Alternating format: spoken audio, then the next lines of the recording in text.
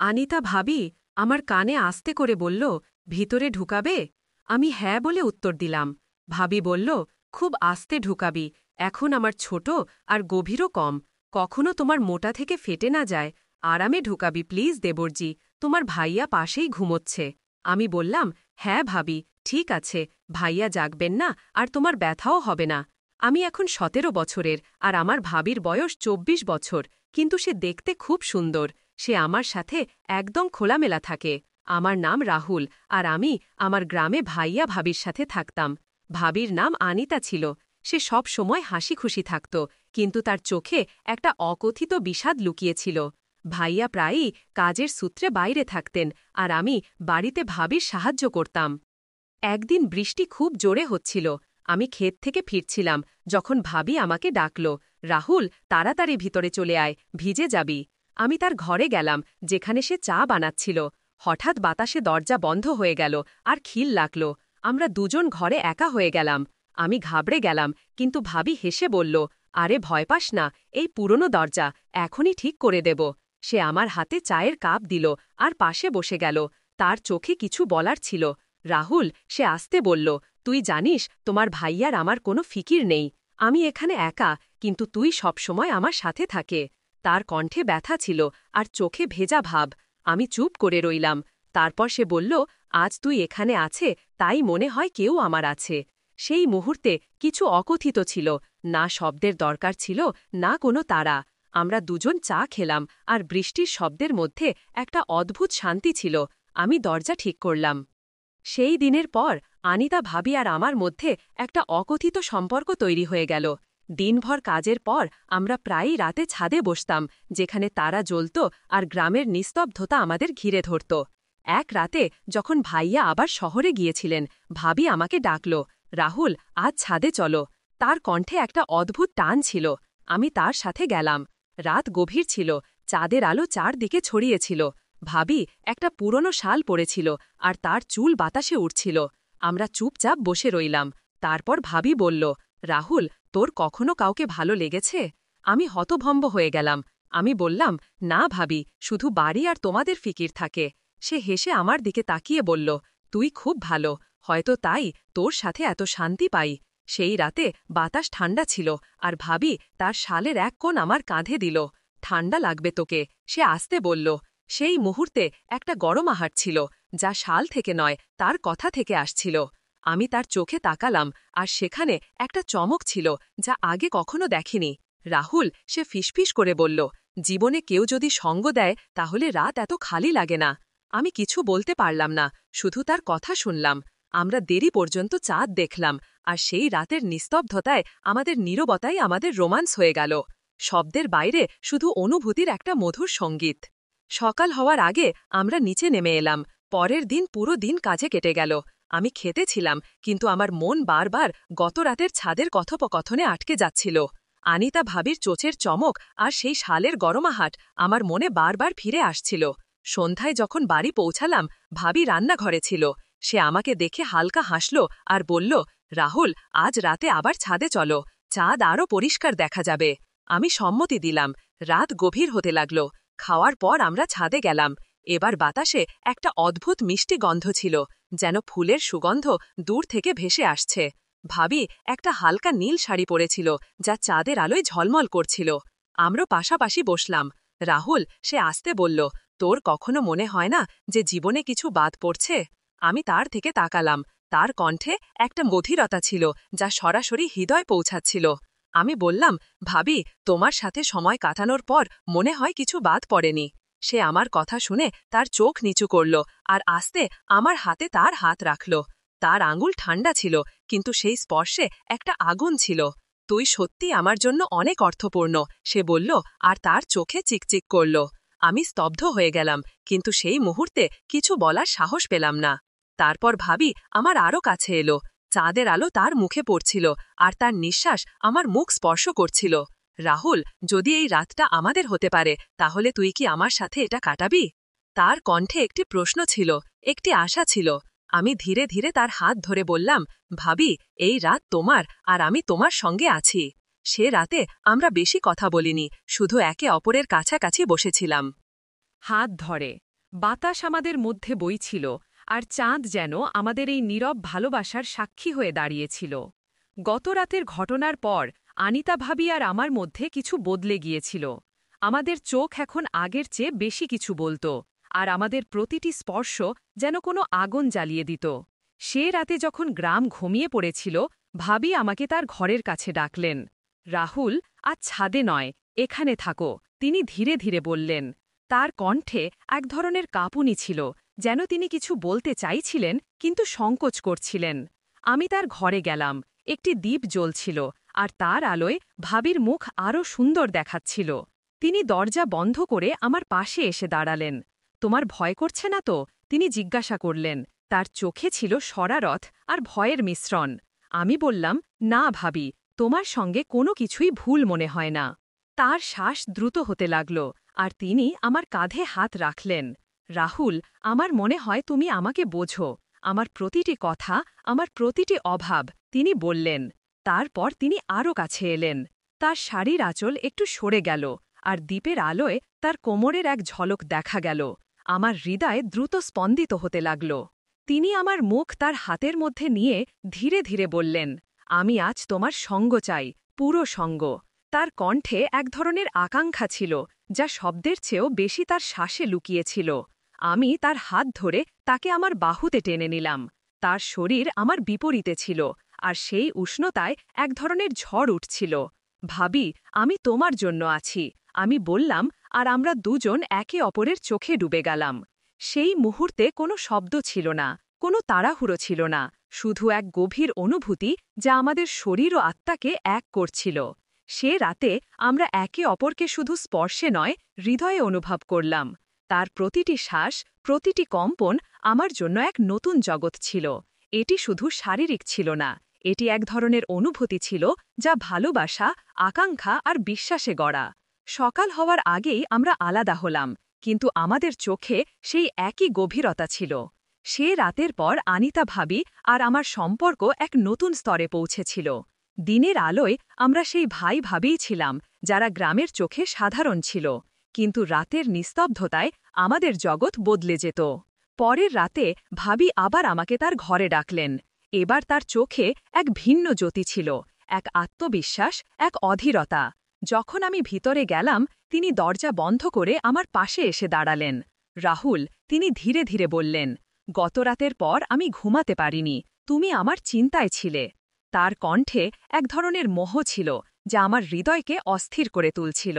আমি তার দিকে তাকালাম, তার শাড়ি হালকা ছিল, আর দ্বীপের আলোয় তার শরীর এক রহস্যময় সৌন্দর্য নিয়ে হাজির ছিল। আমি তার হাত ধরে বললাম, ভাবি, তুমি আমার জন্য সব। তিনি আমার ঠোঁটে তার আঙুল রাখলেন আর বললেন, আজ শব্দ নয়, শুধু আমরা। তারপর তিনি আমাকে তার দিকে টেনে নিলেন। আমাদের শ্বাস একে অপরের সঙ্গে মিশে গেল, আর সেই মুহূর্তে সময় যেন অদৃশ্য হয়ে গেল। ভাবি তার শাড়ির আঁচল ধীরে ধীরে কাঁধ থেকে সরিয়ে দিলেন। তার চোখ আমার চোখে ছিল, যেন তিনি আমার কাছ থেকে কিছু চাইছিলেন। আমি তাকে আমার বাহুতে জড়িয়ে ধরলাম, আর তার উষ্ণতা আমার শরীরে এক শিহরণ সরিয়ে দিল। রাহুল, আমার মনে হয় আমি তোমার ছাড়া অসম্পূর্ণ, তিনি আমার কানে ফিসফিস করলেন। তার শ্বাসের উষ্ণতা আর তার কথার জাদু আমাকে মোহিত করছিল। আমরা বিছানায় বসলাম। আমি তার চুলে আঙুল বোলালাম, আর তিনি আমার বুকের সঙ্গে লেগে গেলেন। তার স্পর্শ, তার গন্ধ, সবকিছু আমার হুঁশ উড়িয়ে দিচ্ছিল। তুমি আমাকে সম্পূর্ণ করো, তিনি বললেন, আর ধীরে ধীরে আমার মুখ তার দিকে টেনে নিয়ে আমার কপালে চুমু দিলেন। সেই চুম্বনে ভালোবাসা ছিল, আকাঙ্ক্ষা ছিল, আর এক ধরনের ব্যাকুলতা, যা আমাদের দুজনকে একে অপরের মধ্যে হারিয়ে যেতে বাধ্য করছিল। সে রাতে আমাদের নৈকট্য শারীরিকের চেয়েও বেশি আত্মিক ছিল। প্রতিটি স্পর্শে এক প্রতিশ্রুতি ছিল, প্রতিটি শ্বাসে এক গল্প। আমরা একে অপরের এত কাছে ছিলাম যে আমাদের হৃদয় স্পন্দনও এক তালে চলছিল। এটি শুধু আবেগ ছিল না, এটি এক ধরনের মিলন ছিল যা আমাদের আত্মাকে যুক্ত করছিল। সকালের প্রথম আলোর সঙ্গে আমরা আলাদা হলাম, কিন্তু আমাদের চোখে সেই একই আগুন ছিল, সেই একই ভালোবাসা ছিল। ভাবি আমার হাত ধরে বললেন, আর এই রাতগুলোই আমার জীবন রাহুল, আর আমি মনে মনে শপথ নিয়েছিলাম যে আমি তাদের প্রতিটি রাতকে তাদের মতোই বিশেষ করে তুলব। প্রতিটি দিন যেতে যেতে অনিতা ভাবি আর আমার সম্পর্ক গভীর হতে থাকল। দিনে আমাদের কথোপকথন সাধারণ হতো, কিন্তু রাত হলেই আমরা এক অন্য জগতে হারিয়ে যেতাম যা শুধু আমাদেরই ছিল। পরের রাতে যখন গ্রামের নিস্তব্ধতা গভীর হয়ে এলো, ভাবি আমাকে আবার তার ঘরে ডাকলেন। এবার তার মুখে ছিল এক রহস্যময় হাসি, যেন সে কিছু নতুন বলতে চাইছে। আমি ভিতরে গেলাম। ঘরে শুধু একটি ছোট্ট প্রদীপ জ্বলছিল, আর তার মৃদু আলোয় ভাবি স্বপ্নের মতো দেখাচ্ছিল। সে লাল রঙের শাড়ি পরেছিল, যা তার ত্বকে ঝলমল করছিল। রাহুল, সে আমার দিকে এগিয়ে এসে বলল, আজ আমি তোমাকে কিছু দেখাতে চাই। তার কণ্ঠে ছিল এক মাদকতা, যা আমাকে তার দিকে টানছিল। সে আমার হাত ধরে আমাকে তার পাশে বসাল। তারপর আস্তে করে তার শাড়ির আঁচল সরিয়ে তার গলায় একটি ছোট তিল দেখাল। এটা আমার রহস্য, সে হেসে বলল। কখনো কেউ এত কাছ থেকে এটি দেখেনি। আমি তার সেই মাধুর্য আর সেই মুহূর্তের গভীরতায় হারিয়ে গেলাম। আমি আস্তে করে সেই তিল স্পর্শ করলাম, আর তার শ্বাস দ্রুত হয়ে উঠল। ভাবি, আমি বললাম, আপনি আমার জন্য এক ধাঁধা, যাকে আমি প্রতিটি মুহূর্তে সমাধান করতে চাই। সে আমার দিকে তাকাল, আর তার চোখে এক আগুন জ্বলে উঠল। সে আমার দিকে এগিয়ে এলো, এত কাছে যে তার শ্বাস আমার গায়ে লাগছিল। তাহলে আজ আমাকে সমাধান করে ফেলো, সে ফিসফিস করে বলল। আর সেই মুহূর্তে আমার ভিতরের সব সংকোচ গলে গেল। আমি তাকে আমার বাহুতে টেনে নিলাম। তার শরীর আমার গায়ে লেগেছিল, আর সেই উষ্ণতায় এক ঝড় উঠছিল। সে আমার কাঁধের কাছে ঠোঁট এনে বলল, রাহুল, আজ আমার মনে হচ্ছে আমি শুধু তোমার জন্যই তৈরি হয়েছি। তার কথায় আমার হৃদয় কেঁপে উঠল। আমি তার মুখ আমার হাতের মধ্যে নিয়ে ধীরে ধীরে তার চোখের দিকে তাকালাম। তারপর কিছু না বলে আমি তার কপালে চুমু দিলাম, আর সে আমার বুকের সাথে লেগে গেল। সেই রাতে আমাদের রোম্যান্স শব্দের বাইরে ছিল। আমি তার চুলে হাত বুলালাম, তার কোমরে হাত ঘুরালাম, আর প্রতিটি স্পর্শে তার মোহ অনুভব করলাম। সে আমার কাঁধে মাথা রেখে বলল, তোমার স্পর্শে সেই জাদু আছে যা আমাকে বাঁচিয়ে রাখে। আমি তাকে আরও শক্ত করে জড়িয়ে ধরলাম, আর আমাদের শ্বাস একে অপরের মধ্যে মিশে গেল। আমরা বিছানায় শুয়ে পড়লাম, একে অপরের বাহুতে। তার আঙুলগুলো আমার বুকের ওপর নাচছিল, আর আমার হাত তার কাঁধ থেকে নিচে নামছিল। এটি শুধু শারীরিক ছিল না, এটি ছিল এক মিলন, যেখানে আমাদের আত্মা একে অপরের সাথে কথা বলছিল। রাহুল, আমাকে কখনো ছেড়ো না, সে বলল, আর তার চোখ থেকে এক ফোঁটা অশ্রু আমার হাতে পড়ল। আমি তা চুমু দিয়ে শুকিয়ে বললাম, আপনিই আমার দুনিয়া ভাবি। সেই রাত জুড়ে আমরা একে অপরের মধ্যে হারিয়েছিলাম। তারপর হোটেলের ম্যাসাজার এসে আমার ম্যাসাজ করতে শুরু করল। প্রথমে সে খুব আস্তে আস্তে ম্যাসাজ করছিল, এবং আমি বেশ আরাম পাচ্ছিলাম। কিন্তু কিছুক্ষণ পর সে তার হাত এগিয়ে নিয়ে গেল এবং আমার সেখানে স্পর্শ করল, আর আমি কিছু বলতেও পারলাম না। আমার নাম আরতি, এবং এটি আমার জীবনেরই গল্প। তাহলে শুরু করা যাক। আরতি হোটেলের রুমের দরজা খুলতেই শীতল হাওয়ায় তার চুল উড়তে লাগল। রুমটি পরিষ্কার ছিল, সাজানো ফুলে ভরা, এবং খুব দামি দেখাচ্ছিল। কিন্তু তার মুখে কোনো উৎসাহ ছিল না। সে তার বিয়ের 10ম বার্ষিকীতে একা এসেছিল, কারণ তার স্বামী এবারও ব্যবসায়িক সফরে ছিল। একদিন নিজের জন্য, সে নিজেকে বলল। আরতি দরজা বন্ধ করল, চপ্পল খুলে ফেলল, এবং ধীরে ধীরে ব্যাগ থেকে তার কাপড় বের করল। সে আয়নার সামনে দাঁড়াল, নিজেকে দেখল যেন বছরের পর বছর পর। ক্লান্তি তার চোখে স্পষ্ট ছিল, শুধু শারীরিক নয়, সেই সম্পর্কেরও, যেখানে সে প্রতিদিন কিছুটা করে কমে যাচ্ছিল। সে গরম পানি চালাল এবং ধীরে ধীরে তার কাপড় খুলতে শুরু করল। বাথরুমটি খুব সুন্দর ছিল, মার্বেলের দেয়াল, হালকা মাঝারি আলো। আরতি শাওয়ার চালাতেই এক ধরনের আরাম নেমে এলো। পানির প্রতিটি ফোঁটা যেন গত বছরের ভার ধুয়ে দিচ্ছিল। কিন্তু ঠিক তখনই এক অদ্ভুত শিহরণ তার পিঠ বেয়ে গেল, যেন কেউ তাকে দেখছে। সে দ্রুত পিছনে ফিরে তাকাল, কিন্তু সেখানে কেউ ছিল না। আমি পাগল হয়ে গেছি নাকি, সে নিজেকে বলল, শুধু ক্লান্ত। আরতি তোয়ালে জড়িয়ে বাইরে এলো এবং হোটেলের ফোনে রিসেপশনকে কল করল। হ্যালো, আমি আজই একটি রিল্যাক্সিং বডি ম্যাসাজ চাই। নিশ্চয় ম্যাডাম, আমাদের একজন প্রফেশনাল আছে, বিজয়। সন্ধ্যা 7টা কি ঠিক হবে? হ্যাঁ, সে কিছুটা দ্বিধায় বলল। সন্ধ্যা 7টায় দরজায় একটি খটকা শোনা গেল। আরতি দরজা খুলতেই সামনে দাঁড়িয়েছিল প্রায় 38 বছরের একজন মানুষ। গভীর চোখ, সাধারণ পোশাক এবং হালকা হাসি। হ্যালো ম্যাডাম, আমি বিজয়, মে আই কাম ইন? তার কণ্ঠে কোনো কৃত্রিমতা বা দ্বিধা ছিল না। আরতি নিঃশব্দে মাথা নাড়ল। Where would you like me to set? Up the towel? সে জিজ্ঞাসা করল। আরতি জানালার দিকে ইশারা করল। বিজয় খুব স্বাভাবিকভাবে টেবিল সেট করল, তোয়ালে বিছাল, তেল রাখল, তারপর তার দিকে ফিরল। আপনি প্রস্তুত? হ্যাঁ, আমি এখনই আসছি, আরতি বলল এবং ওয়াশরুমে চলে গেল। যখন সে বাইরে এলো তখন সে একটি লম্বা বাথরোব পরেছিল, কিন্তু তার ভিতরে ভয় এবং দ্বিধা দুটোই ছিল। বিজয় খুব স্বাভাবিকভাবে তাকে টেবিলে শুতে বলল, পিঠের ওপর শুয়ে পড়ুন, রিল্যাক্স করুন, কোনো তাড়া নেই। তার হাত আরতির কাঁধে পড়তেই সে এক মুহূর্তের জন্য চোখ বন্ধ করল। বিজয়ের স্পর্শ না খুব গভীর ছিল না খুব হালকা, সে জানত কিভাবে স্পর্শ শান্ত করে। আরতি প্রথমবার কোনো অপরিচিতর হাতে ভয়। আরতির চোখ খোলা ছিল না, কিন্তু মনে হলো যেন হঠাৎ হৃদয় খুলে গেছে, শুনছে কিন্তু বুঝছে না। তার কথার ভঙ্গিতে ছিল ভাঙা স্বর। বিয়ের 10 বছর পেরিয়ে গেছে। আরতি কথা বলা শুরু করল। আগে মনে হতো আমি তারই পৃথিবী, তারপর ধীরে ধীরে আমি শুধু একটি দায়িত্বে পরিণত হলাম।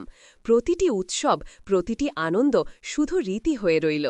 বিজয় কিছু বলল না, সে শুনছিল, যেন কেউ ফোঁটা ফোঁটা করে পড়া বৃষ্টিকে দেওয়ালের ভেতর পর্যন্ত অনুভব করছে। আমি ভেঙে পড়ছিলাম, আর সে কখনো দেখেও দেখল না। আরতির কণ্ঠ আস্তে হয়ে গিয়েছিল। বিজয় ধীরে তার হাতের তালু ধরল। তুমি ভাঙনি আরতি, শুধু ক্লান্ত হয়েছ। তার এই কথাগুলো যেন কাচের দেয়ালে আঘাত করল। আরতির চোখ থেকে অশ্রু গড়িয়ে পড়ল। কখনো কখনো শুধু কেউ শুনে দেয়, ছুঁয়ে দেয়, কিছু বলে না, শুধু ধরে রাখে, সে বলল। তাহলে আজ আমি ধরে রাখছি, বিজয় ধীরে বলল। সে কাছে এলো, তার পিঠের নিচে তোয়ালে ঠিক করল এবং মাথার নিচে একটি ছোট বালিশ রাখল। তার স্পর্শ এখন শুধু স্পর্শ ছিল না, তা এখন এক ভাষায় পরিণত হয়েছে। শব্দহীন আরতি টেবিলে ছিল, কিন্তু এখন তার চোখ খোলা। তুমি কি বিবাহিত?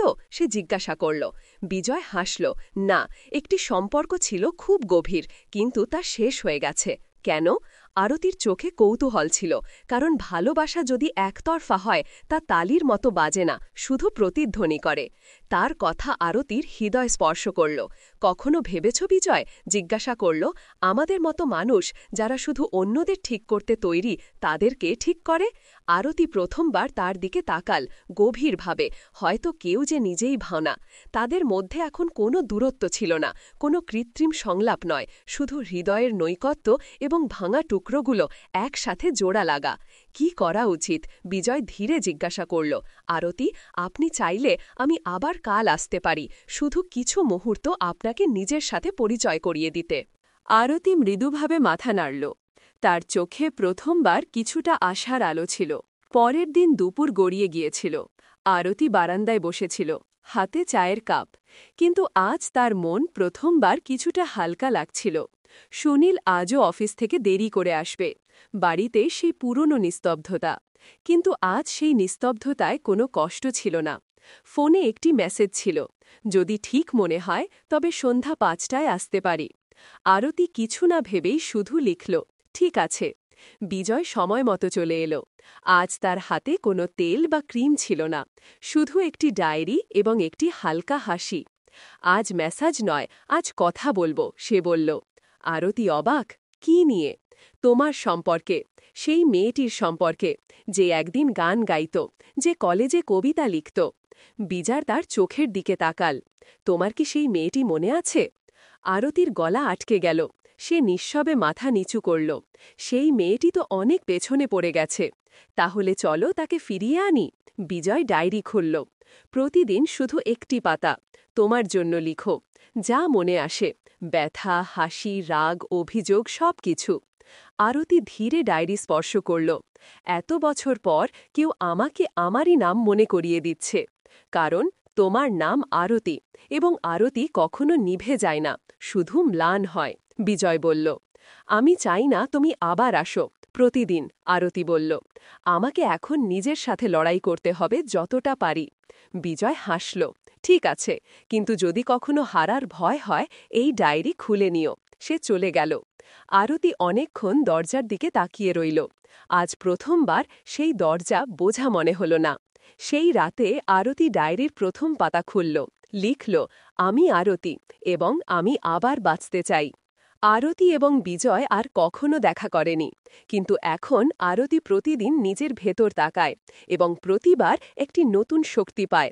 কখনো কখনো জীবনে একজন অপরিচিত আসে, যে কিছু করে না, শুধু তোমাকে তোমার সাথে পরিচয় করিয়ে দেয়।